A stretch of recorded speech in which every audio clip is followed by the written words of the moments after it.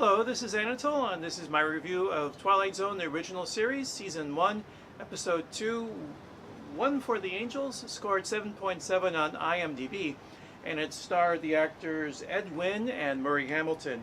Ed Wynn plays Lou Bookman, was known for his portrayal of one of the residents of the place where Anne Frank lived in the film Anne Frank, and Murray Hamilton may be known to modern moviegoers for the movie Jaws, who was also in Anatomy of a Murder. And the backstory to this, the actor Ed Wynn, who plays the lead, also appeared in Rod Serling's teleplay Requiem for a Heavyweight. And so Rod Serling wanted to work with him again and crafted this story just for him.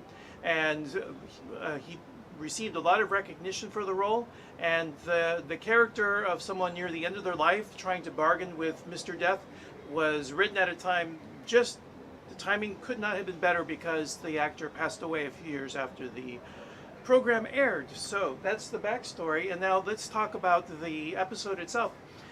What I thought was interesting was that the twist was pretty apparent. We knew that once Ed Wynn managed to trick Death, the only way out was going to be for him to fulfill the bargain with Death by making his pitch, the pitch to open heaven, to be the pitch with Mr. Death.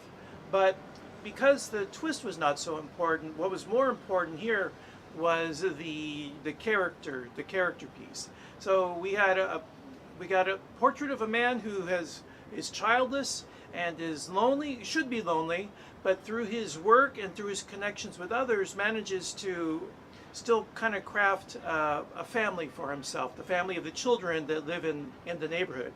And the second part of this is that of Mr. Death. And Mr. Death, rather than appearing to be some sort of evil force of nature, appears to be more of a bemused bureaucrat. And the scene that was really key for me is that when Mr. Wynn manages to turn the tables on Mr. Death and says, well, now that you've said that I won't die until I make the pitch for the ages, I'm never going to make that pitch, tra-la-la. Instead of being angry, which would have been a very human emotion, Mr. Death appears to be more mildly annoyed and bemused. You see that as Mr. Wynn is walking down the stairs, and Death is just treating him like that kid that's done something that's, a little naughty. Now then, Mr. Wynn, we have ways of taking what we bargained for. If you don't die, someone else will. And then that sets up the very ending when Mr. Wynn makes that pitch and gets Death so engrossed that Death begins to become interested in what Mr. Wynn is selling him. And Death is not a person, he shouldn't care about these belongings, but the pitch is so good, the heavens open up, Mr. Wynn becomes touched by God, that even Death becomes envious. He wants these goods that Mr. Wynn is selling him. And that's it for my review of Episode 2. I hope you enjoyed it as much as I did, and that you'll join me again on my channel for my next review. Take care and be well.